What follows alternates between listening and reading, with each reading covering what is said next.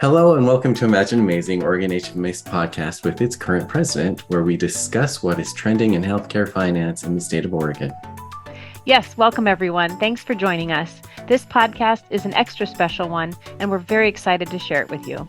Today, we'll have an honest and deep conversation with the chapter's past president and expert on diversity, Ben Shah.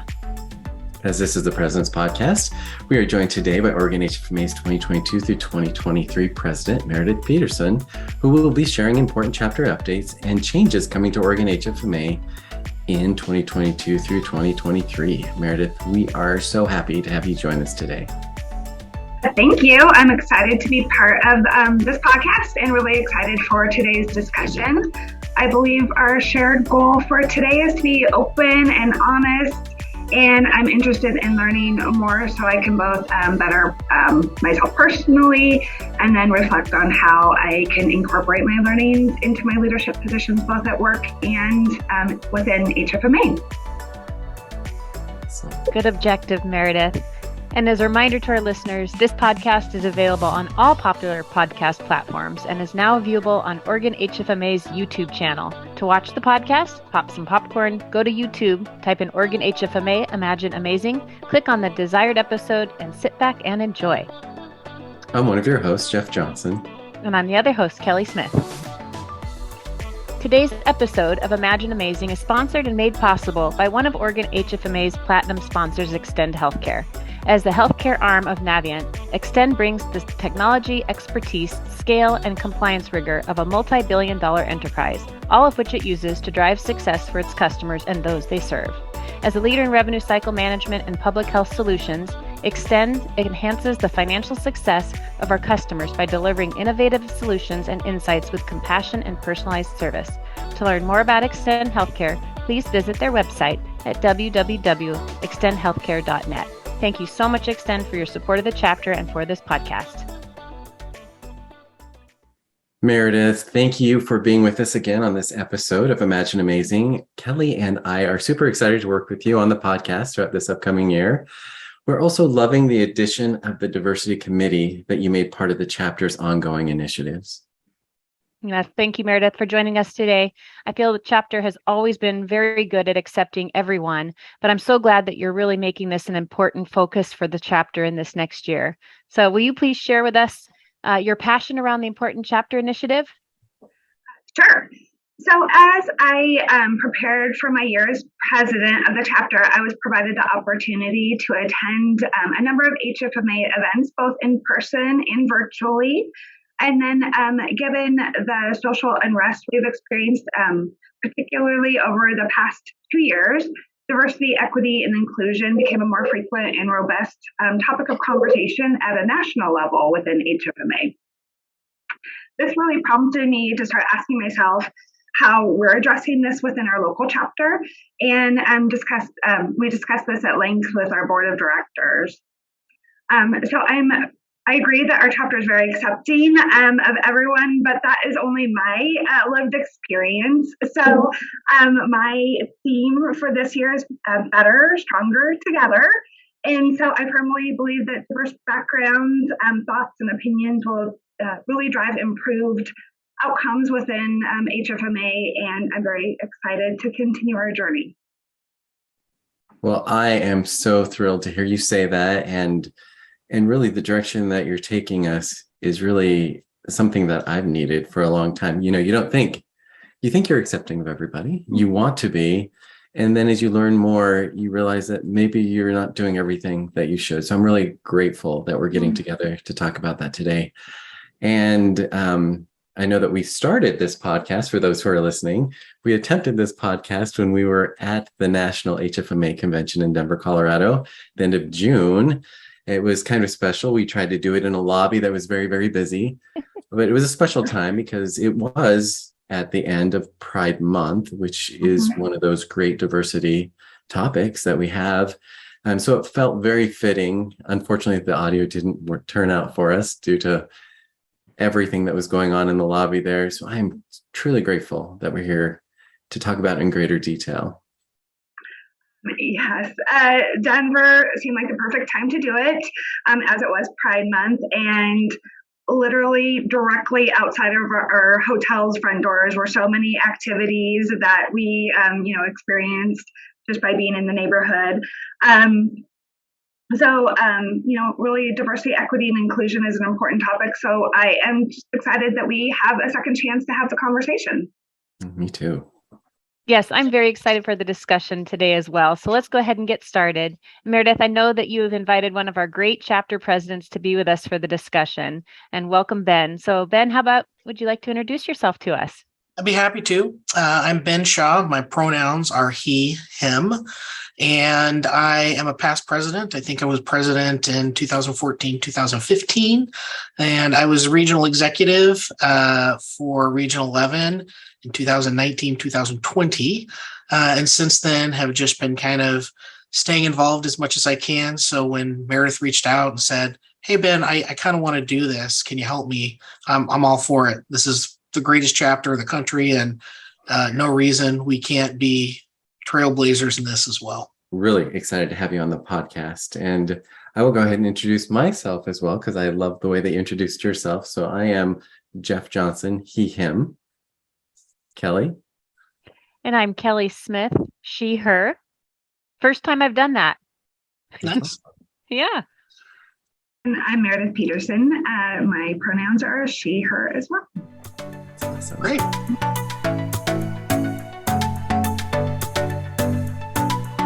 So, Ben, thank you so much for joining us. I know that I have had a lot of questions just on how to appropriately interact with people as I meet them. I don't want to be offensive in any way.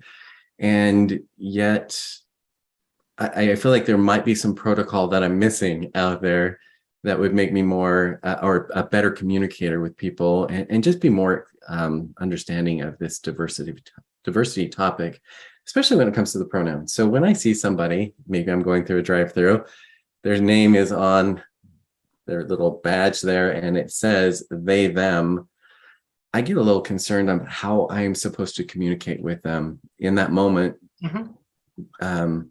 Do I use the pronoun they, them with them? Do I not? I just get a little confused. Can you share what a best practice would be in that moment? Sure. I think, let's say you're going through a Starbucks and you drive up to the window and you're waiting for your coffee and you see that. I think the best thing to do is say, "Good morning, may I have my coffee?" Right? Okay. Fair. And because in most cases, when you go through a drive-through, you're not using anybody's pronouns to interact with them. And so I think what happens for a lot of people is they see those tags that say they, them, and they start freaking out that they need to change how they're interacting, when in reality, you don't. When it becomes important is when you are referring to someone or talking about someone. That's when, if you were talking about that barista, let's say, you would say, "Oh, they were really nice," or "I really liked them." But you wouldn't say, "Hi, they, can I have my coffee?" Like that's you wouldn't say, "Hi, she," or "Hi, lady," or so I think what happens is people kind of overthink it when really that's it's not necessary. It's really when you talk about or refer to someone else. Thank you for that clarification. I saw at one point like a quote or something, but it was basically, I don't understand why we call them they, them. I just want to call them what they want to be called. Mm-hmm. And I thought, like, what, you just did it perfectly. I want to call them what they want to be called. And yet I know people can kind of get hung up on they, them having two different meanings, and that being confusing because it can be plural and also singular. Your question was good, which is, if you look at language, one of the biggest problems people have with they, them pronouns is that they innately feel that it is a plural pronoun. Mm-hmm. Well, in reality, in the history of our English language, that's not the case. If you really think about it, and I've done it a couple of times already in this podcast, if you don't know the gender of the person you're talking about or some random made up person, we use they, them all the time. Mm-hmm. So, for example, Meredith, I heard you're about to hire somebody new for an analyst position. What is their background? We use that all the time. Yep. In a singular form, and nobody has a problem with it. And yet somehow when you are identifying a specific person, it becomes challenging. But the reality is they, them, their has been singular in our language forever. Yeah. Really good point. That is such a great point. So can you walk me personally, Ben, if you're comfortable doing it, just for someone who's going by they, them, what does that mean to them personally? Sure. I can't speak for everybody's story, and I just want to preface that this is just my experience with people in my life that I know. So if you think about it, gender has traditionally been thought of as binary. There is a male and there is a female, and that's it. And the reality is that gender is kind of on a scale, or think of it as totally male, totally female, and there's some fluidity there for lots of people, where you may have someone who is, assigned female, feels female, but maybe dresses a little more masculine. Well, that doesn't mean they're not a female. It just means they're a little bit less feminine, right? So what non-binary means for most people is somebody who does not identify purely on one end of the spectrum or the other. They find themselves somewhere in the middle. And because of that, pronouns like she or he are very uncomfortable, because it doesn't feel like an authentic representation of who they are. So most non-binary people have accepted they, them as their pronouns. I will say there are lots of other options out there that some people have used or have created or whatever. But they, them is the prominent one. But this is really for people who, look in the mirror and say, I'm not a girl. I know that, but I'm not a guy. So, that's and that's also the difference between, say, a transgender person like myself. I looked at myself in the mirror and said, I'm not a girl. I'm absolutely a guy, right? That's transgender, right? That's I'm making a change from who I was assigned and who I really am. Non-binary really is, I'm not either. That's a perfect explanation. Thank you so much for walking me through that. And I appreciate what you said as well. It is very personal to everybody, and that's why this topic is so important. I think we'll be forever progressing as we move along. And that's why I'm so thrilled, Meredith, that you've brought this into the chapter as a real focus, because I get used to just doing what I do on a daily basis and maybe not even caring how that impacts other people. I think I want to care, but sometimes, without paying attention to it, it could be very offensive, and I don't want that to be the case. I know that diversity is more than just the pronouns that we're talking about. It comes in many different forms, and that one of the most prominent things that we talk about is color of skin, right? That becomes a real diverse topic. And so, Ben, I know when I've spoken with you before, you shared kind of your experience in this category. Can you share just what it's like for you when you're going through your daily things? What are some of the concerns that you've had in the past? Maybe you don't have them today, but some of the challenges that you've faced, just to help our listeners better understand what these individuals go through and some of the challenges that they face. Yeah. Well, I think it's important to consider, again, everybody's experiences are different. But I think it's really important that we acknowledge that people are of different races. A lot of times you'll hear folks say, I don't see color. You're a liar. The fact of the matter is you do see color. It's one of the first things you see unless you can't see colors or you can't see, right? So one of the very first things you identify when you look at a person, you probably make an assumption around gender. But you can tell the color of the skin right away. With that, you also start making assumptions about that person. And for example, a lot of people look at me and think I'm Hispanic, but I'm not. Or if I'm in Hawaii, they think I'm Native Hawaiian, but I'm not. By the same token, when I would go to India with my father to visit our family, they thought I was white. So, depending on your context, we all have different biases that we've been raised with, where you see something and that visual response stimulates some prior thought you have in your system. And as a culture and as a group of people, and one of the things I love about this chapter is that's never been an issue for me with HFMA.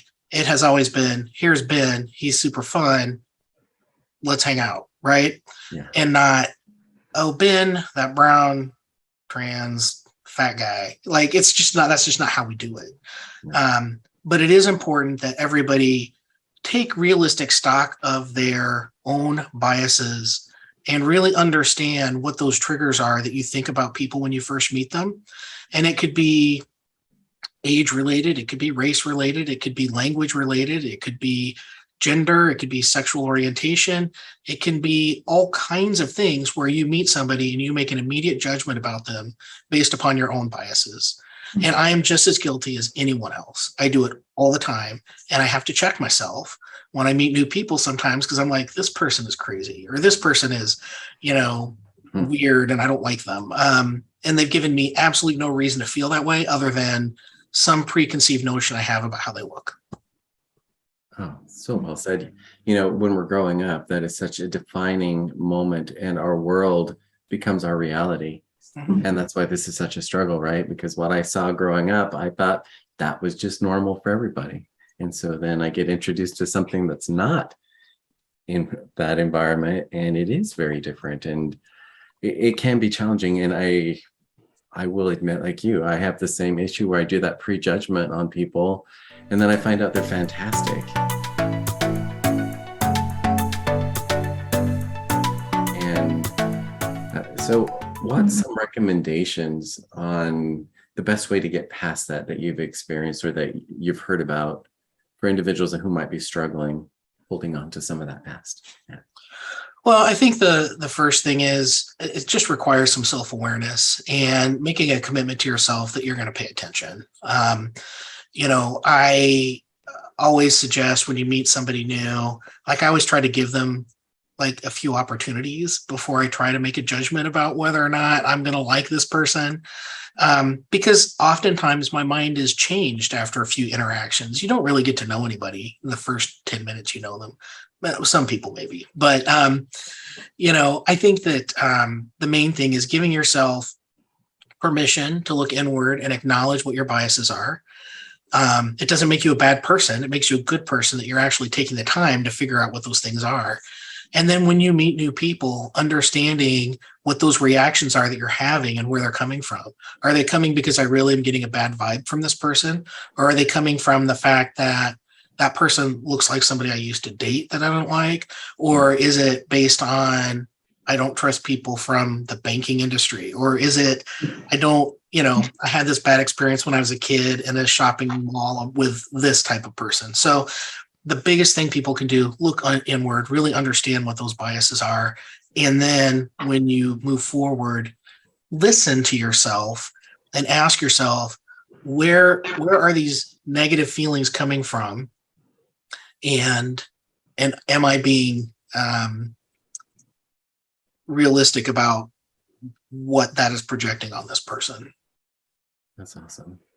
So I know Meredith tapped you to lead our diversity initiatives in the chapter. What are some of the things that you have planned for this? Well, very soon, we're going to be sending out a survey to our membership. And the fact of the matter is, we want to reach out to underrepresented populations in our chapter. And we don't have good data. The chapter, the association does not mandate a lot of data points. And so when we looked at our chapter membership of over 1,000 people, we had information in one form or another on maybe 100, 150. And that's not enough to really drive a strategy around a particular group of people.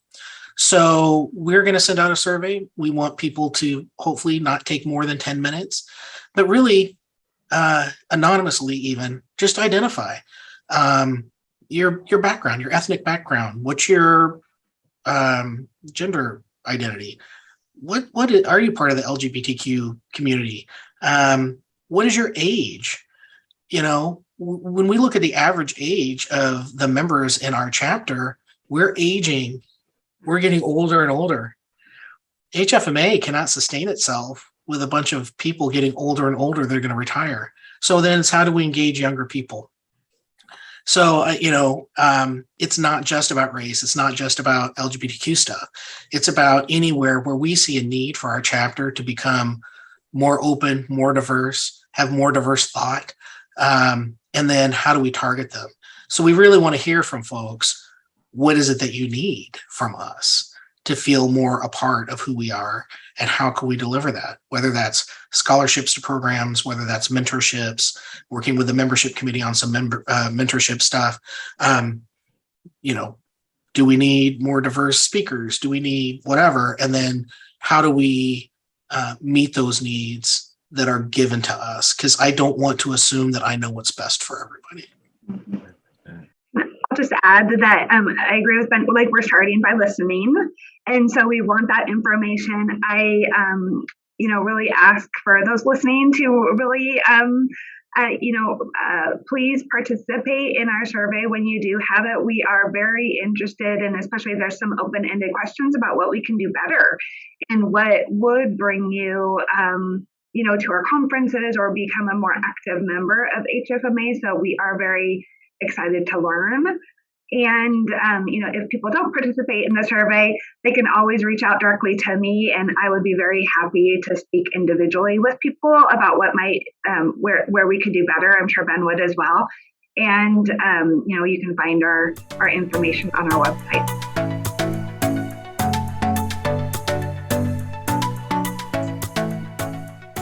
Thank you, Meredith. And Kelly, sorry for talking so much in this podcast. I just have so many questions on this. I want to go a little controversial here, if it's okay. And what would you say to individuals who have a concern about this coming or swinging the wrong direction? Sometimes we see an initiative start. It's kind of like those balls. What are those pendulums, right? Mm-hmm. The swing back and forth and transfer energy and do that. We saw that in the women's movement when women started to attack other women for not being in the workplace, those that chose to stay at home. Then suddenly they got attacked by women who were in the workplace because it wasn't supportive of what they were trying to do. I was just at a conference where there was a healthcare system that was talking about their diversity initiatives. They're talking about the fact that their next hire, they want to hire a Native American CFO. And I started to think, well, what if that's not the best qualified person? Because then suddenly someone who's white is out of the mix, even though they might be the best candidate. So how do we stop this from becoming now a diversity issue for people who are white, Caucasian? So I'll probably have a little bit of a controversial answer. Good. But the fact of the matter is that, and I think some talk show host or something said this. It's not about giving people of color a leg up. It's the fact that white people don't need that leg up. Like we're not giving something to somebody that's undeserved, but you aren't penalized for being white. Okay. I'm penalized for being brown. Like it or not, I am. I'm penalized for being trans. Before I transitioned, I lost a job with a health system. They picked me for the job, I was the finalist, and you had to interview with the next higher up, and the next higher up looked at my resume, looked at me, and said, "You're not a good fit." And it was absolutely because of my participation with the LGBTQ community. So I am penalized where you are not. That is why it matters. There is this graphic, and it's basically talks through what does equity and equality really mean. So imagine you have an apple tree, okay, and the apple tree is tilted like this. You've got a person standing here and a person standing here, same height. The person on one side where the tree is leaning can pick the apples. The person on the other side can't reach the apples. Okay, it's unfair. Equality would say we give everybody the same tools to be better. We should all be equal. Great. We give this person one, a 2-step ladder, and person 2, a 2-step ladder. Person 1 can still pick the apples. Person 2 still can't, but they're equal, right? Yeah. That's still not right. Equity is you give the first person a 2-step ladder and you give the second person a 4-step ladder so they can reach. It's not being unfair to the first person. They still can get their apples, but now the second person can also get their apples. So that is equity. Justice is when you fix the tree. So when you fix the inherent issue, the inherent system that is causing the inequities, then nobody needs any help because everybody has a fair shot. And the fact of the matter is, in this country, that is not true. So I understand, and I get this question a lot about you're just being unfair to white people. And I say, I am not. What I'm saying is that it's important to recognize people of color, people from indigenous communities.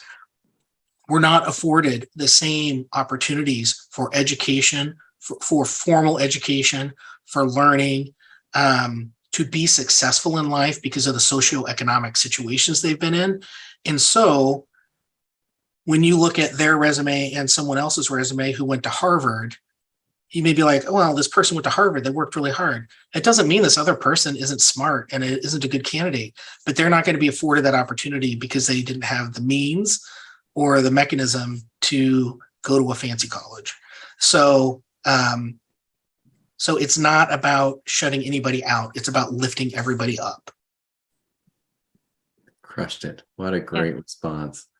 Really, really good. And I think you talked earlier too, just that make sure we're really aware of our unconscious bias and that we're not making decisions based on that unconscious bias. And, I think in my own learnings, one thing I've had to think about is, what would it feel to walk in those shoes? And, I have been unaware, and I've heard some stories about folks, whether it's color or race or, ethnicity or gender, that people treated them differently or looked at them differently or avoided them when passing, on the street.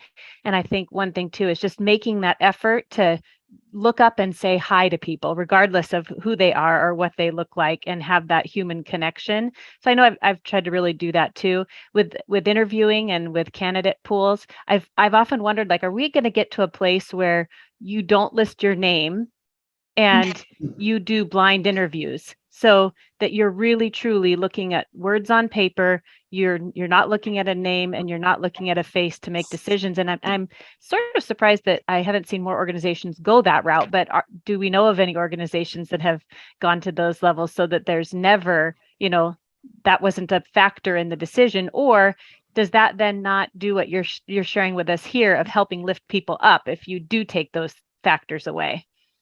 Well, I mean, you think about it, some colleges are starting to eliminate the SATs, for example. Mm-hmm. Why? Because if you came from a well-educated college or a high school, a well-funded high school, you're going to score well. And if you come from a poorly funded high school, you're not going to do as well.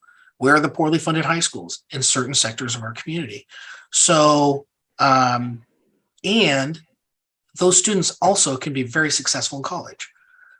So the fact that you're training to tests and because of where you live, you don't have equal access to education. That's a problem. So let's say, Kelly, someone's applying for a billing position for you, and doesn't necessarily require college education, I'm assuming. And so you get two people come in. One person can write a beautiful letter, and one person maybe struggles with it and doesn't know how to write as well. Based on just that writing, you're going to make a decision. And so there's all these kind of inherent issues, no matter how you do it. And the problem is the best option is to fix the system that is broken, so that everybody gets an opportunity to learn and to grow and to follow whatever the path it is that they want to follow. But in the interim, I do know companies that have blinded their resumes. And I think for an initial screening, that's probably fair. I mean, to some extent, you can see work history. You can see, where they've been, what they've done. There's always going to be certain qualifications anybody's going to have to meet. But at some point, you're going to meet the person. And at some point, you've got to make, decisions face to face. You're going to have to know their name. But I have seen organizations who have thrown out candidates because they can't pronounce the name, or they couldn't tell whether it was a male or a female, and like that shouldn't matter, but because they couldn't tell, they were uncomfortable. And so I think there are things we can do, but at the end of the day, it does come down to, you're going to sit face to face with somebody and have to make a decision. That's why this is so important. I'm so grateful that I'm learning as we discuss. Kelly, I like what, as you were mentioning that, I was thinking of The Voice, because they're blind auditions. Right. Will come on. Maybe we should do that in the room. Everyone has their chair turned. Turn around if you want them on your team. That's kind of cool. I want to ask a question about health equity, because on paper, it kind of looks like it is equal for everybody. I mean, people can get Medicare, they can go and get services, but we keep hearing that it is not, that the experience is very different for someone who's maybe trans or someone who's of color. Can you walk us through why this is such an important topic today? Yeah, health equity is a really big deal. If you look at the statistics, and I'm kind of going off the cuff here, but there is a large percentage, and I think it's 25 or more, of trans people who don't get routine healthcare. And the reason is, depending on where you live, there may not be trans competent providers. For me, I would go see a primary care or try a new primary care, or let's say I went to a specialist, I went to a dermatologist, and they're like, well, could you be pregnant? I'm like, no. Are you sure? Yes. Or they don't want to acknowledge that, and they just kind of stare at you, and they're like, well, have you, do you, and they just sit there, and it's just like, look, I need you to ask me the questions that are important for what I'm here for. Whether or not I've had a prostate exam is not important if you're looking at a mole on my back. There are times, though, when it is really important to know what the gender was at birth. And it comes in situations of medication administration, and certain procedures and certain things. If you're in the emergency room, they probably need to know, so they know what they're looking for, depending on what you're there for. But I will say, myself, a lot of the people that I know will put off very important, routine health services just to not have to deal with the shit, to be perfectly frank. I don't know if you have to beat that, but that's the truth. And, I turned 50, my doctor's like, it's time for your colonoscopy. And I'm like, yeah, I don't know how I feel about that. That's pretty vulnerable. And I I was panicking for 2 weeks straight before my colonoscopy. Tried to cancel it 3 times. Fortunately, my spouse was like, "You're going to go do this. You need to go do this. You'll be fine." And when I got there, they were pretty good about it. Like the person checking me in said, looked at my history and stuff and said, "Oh, what pronouns would you prefer me to use? And what's your preferred name?" A lot of trans people don't have their name legally changed yet, right? But how comfortable is it to be in a clinic and it would be like me sitting there in the waiting room and then you called my old name and I stand up and everybody's like, Yeah. I was getting my healthcare at an OB clinic for a while. And that was, I used to make Bernie go with me so that when they called us, Bernie went with me. I'm like, I don't want to sit, there's nothing but women and pregnant women and stuff in this room. And, it's uncomfortable. So you just avoid it. And I think the same goes for some of the socioeconomic issues. You can be insured, but co-pays and deductibles and things like that, if you're living paycheck to paycheck, no matter who you are, and your kid's got a cold and you're like, this is going to cost me $150, maybe we just write it out. That's just the reality of the situation. I'm well insured. I go whenever I want. Understood. So what could healthcare systems do to make it more comfortable for people who, I guess I'll start again and say, I've never seen a healthcare system advertise that they work with trans people or they're better working with Hispanics or we don't see those things. We don't know what their specialty is. What could healthcare systems do to make that more visible? I think some healthcare systems have done a pretty good job. OHSU, in fact, has a transgender center.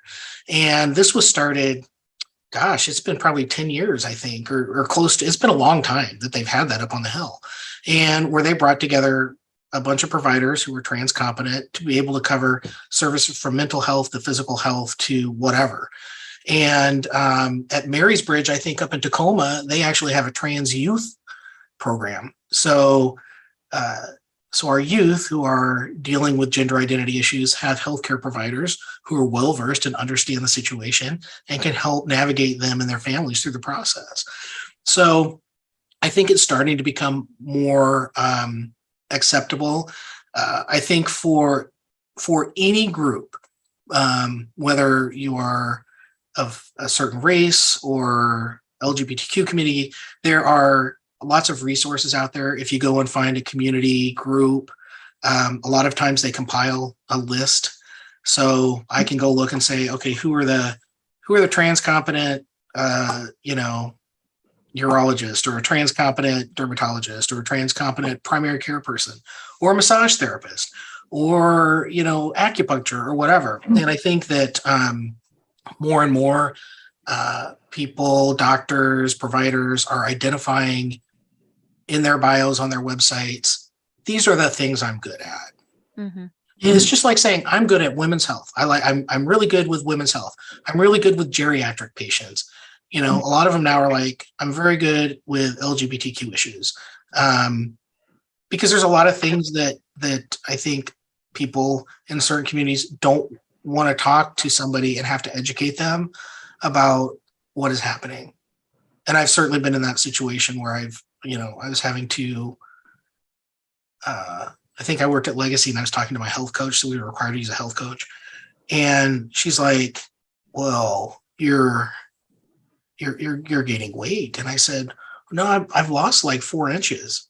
She goes, but you're gaining weight. And I said, I've started taking testosterone. So let me explain to you how this works. I'm losing weight, but I'm adding a lot of muscle right now. And she's like, I don't understand. And I'm like, okay, my doctor is not worried about this. So I'm not going to sit here and explain it to you. And I quit talking to the coach. I'm like, penalize me. I don't care anymore. But it's important to have people understand issues that are specific to you. And the same thing, a doctor who understands that Southeast Asians and Asians have a higher rate of diabetes. That's important kind of information. It's just like anything else. You need to find somebody who understands who you are as a person and can help navigate you through your health journey in a positive, supportive way. So I think health systems are getting better about it. Some better than others. That's awesome. One thing that's been really eye-opening for me, Ben, through all of this is I consider myself pretty well educated. I've been in HFMA around healthcare systems, and yet I ask one question of you, like, what can they do to make it more visible? And you're like, Jeff, you're so clueless. They are making it more visible. And I think anyone listening, I hope you just can learn from my experience of we don't know enough. We do need to jump into this. We do need to study more. We need to understand. We need to understand where people are coming from. That's what you've been saying all along, Meredith. I know that's why this is such an important initiative for you. And I think that is what starts to fix the tree, right? That you're talking about, Ben? Yeah. So, yeah, darn it. Every time I ask a question, I feel like, oh, gosh, I'm in such a bubble. I didn't even realize I was in such a bubble, Darn it. We all have our bubble. Darn it. Every day, my spouse teaches me something new. Even for me, sometimes I look at stuff, and based on how I was raised by a conservative white person. So, there are times where I'm like, I don't understand why this is such a big deal. And Bernie has to sit me down and be like, okay, so look at this. I'm like, okay, now I understand. I mean, we all can learn more. And at the end of the day, honestly, it's just about kindness. I think that's the one thing that could fix almost everything, is just being kind. I love that. Thank you so much. And I would just really just add to that. I appreciate everybody on this podcast here being vulnerable to ask the question. So thanks, Jeff. You ask questions that were top of mind, and I'm positive other people have similar questions. And I think this is a good example of us just being open and honest with each other and just trying to learn. So I just really appreciate everybody here being willing to have the conversation. Oh, thanks, Meredith. I think very thought-provoking. I mean, honestly, I think we could spend hours talking about this topic. It's very important, and it's very interesting, and I am so grateful, Ben, that you were willing to spend that time with us today. So much appreciated. My pleasure. Yes, and to be so open. I cannot wait to see the results from your survey that you do, and hopefully, Meredith, in a future podcast, you'll share some of those updates with our listeners, and they can learn what's next for Oregon HFMA on our diversity initiatives. Will do.